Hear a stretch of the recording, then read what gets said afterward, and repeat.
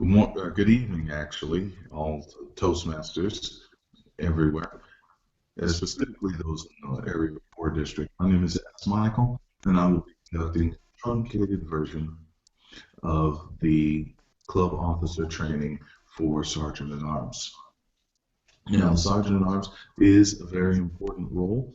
However, we don't want to make a mistake by saying it's not as important as any of the other roles. The fact of the matter is, when it comes down to club officer training, the sergeant at arms, if their duties are not fulfilled, then there is no meeting. So at this time, we're going to go ahead with the club officer training and begin. So let's, you should be seeing my screen, hopefully. And to present.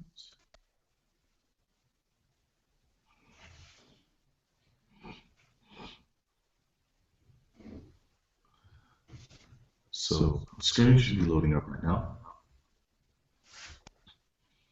And while that's going on, we're going to do just one thing. Like that.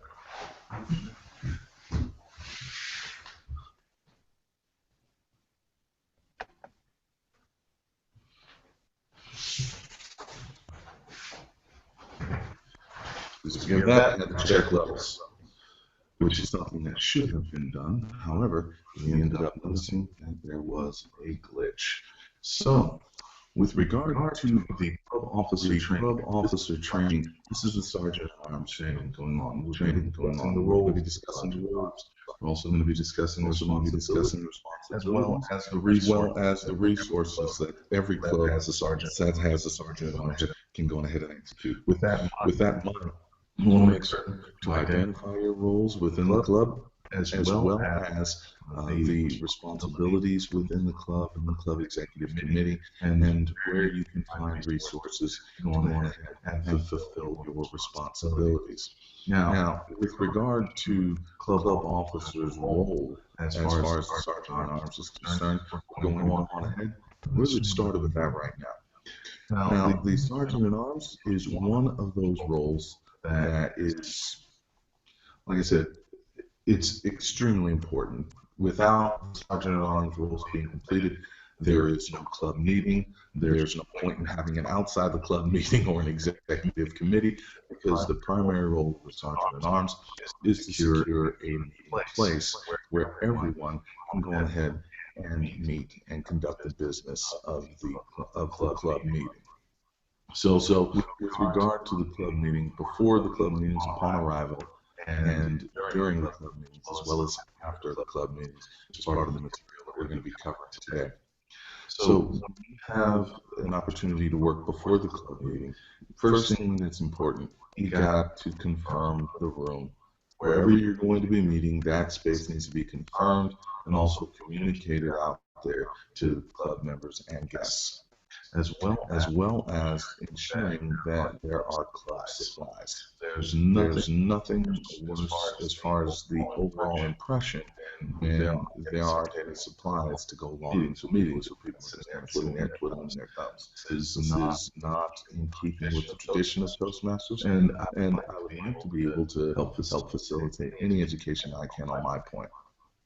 So that takes care of everything before the club meetings. However, upon the arrival on your arrival with the club meetings, first thing, arrange the meeting room early, because everything should already be set up and ready to go, people in their seats by the time the meeting is supposed to commence.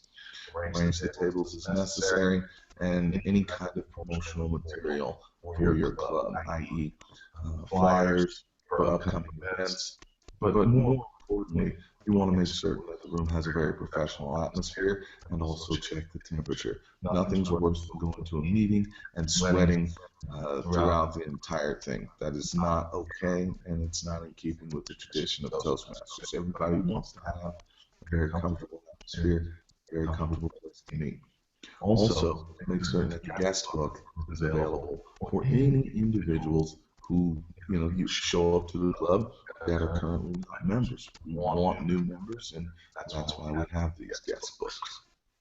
So with regard to the meeting commencing, once everything is underway, it is the responsibility of the Sergeant at Arms to welcome late arrivals. Of course, quietly and discreetly. We don't want to disrupt the natural flow of the meeting.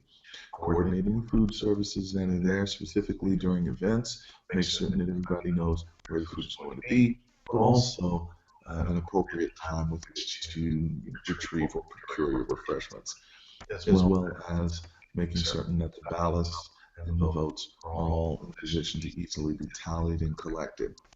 This is a very important part of the meetings because everything revolves around this kind of silent constructive criticism.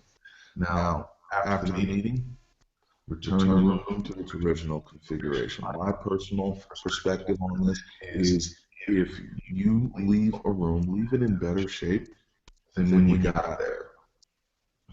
If you're not going to be able to do that, then leave the room in such a state that it doesn't look like anyone was ever there. Pack up all of your materials, leave no traces, and dispose of the trash.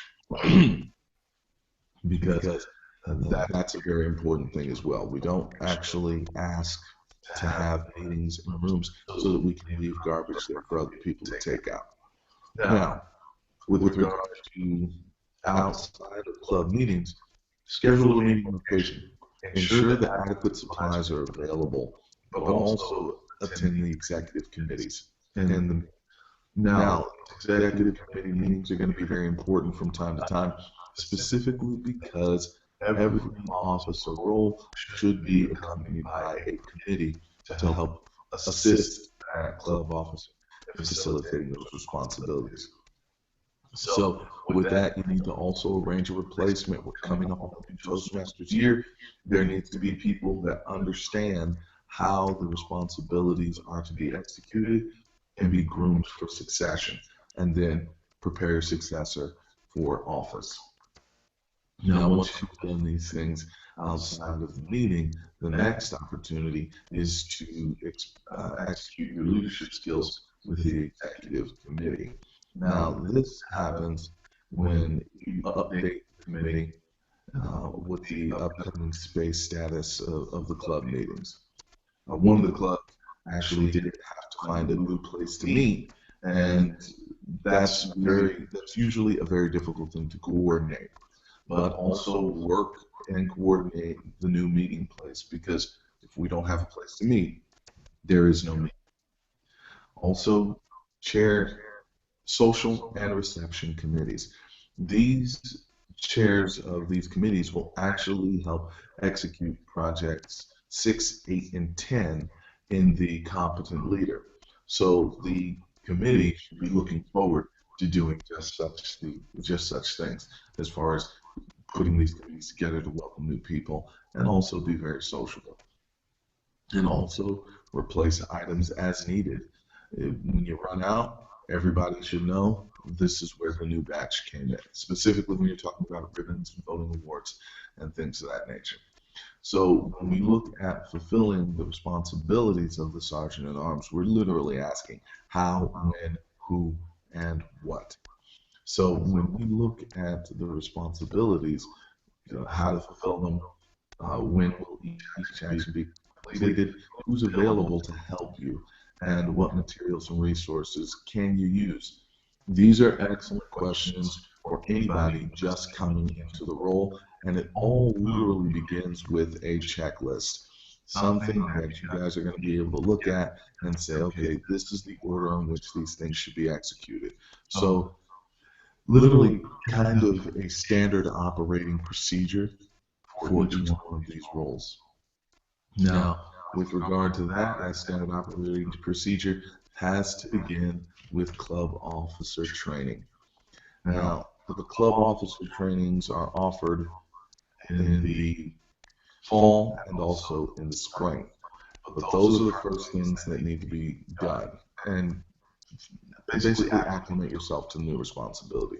Read the material that allows you to execute your duties as Sergeant at Arms. It's not just a title you hold and then just attend regular club meetings. You have to meet with the outgoing executive committee. Meet with the outgoing sergeant at arms.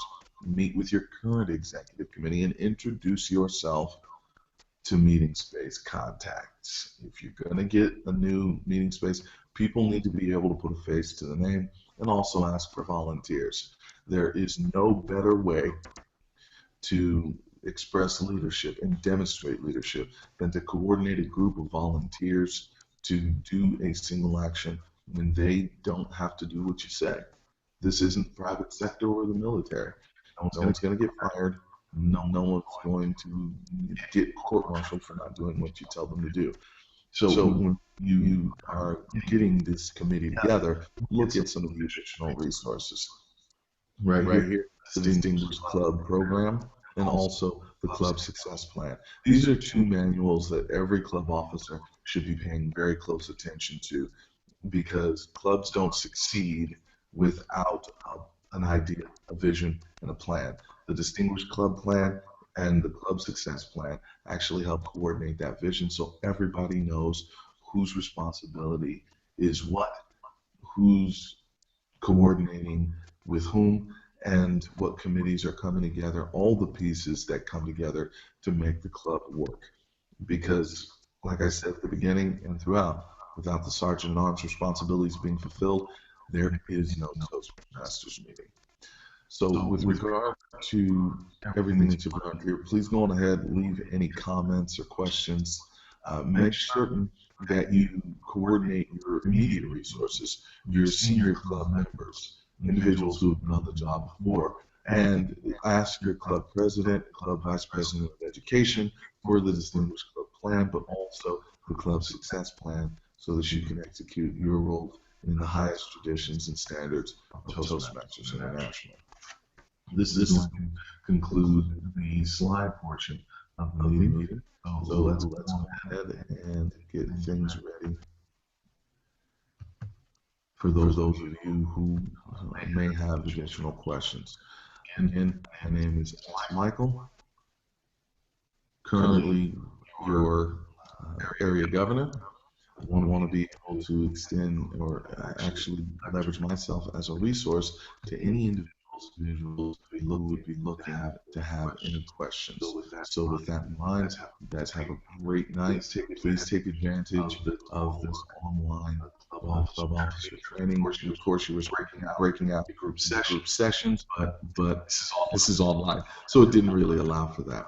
So please go ahead, leave the comments, and send email to myself and also Mei Ching Kuo, who is the Lieutenant Governor of Education. If needs be, go ahead and leave comments on this online training and email them directly to me. I'll forward them to Mei Ching Kuo so that you can get credit for this training. Again, my name is S. Michael Barron, currently Area Governor of Area 4, and it's my proud privilege to be able to facilitate that role. You guys have a great day, and we'll look forward to seeing you again at the next Toastmasters meeting.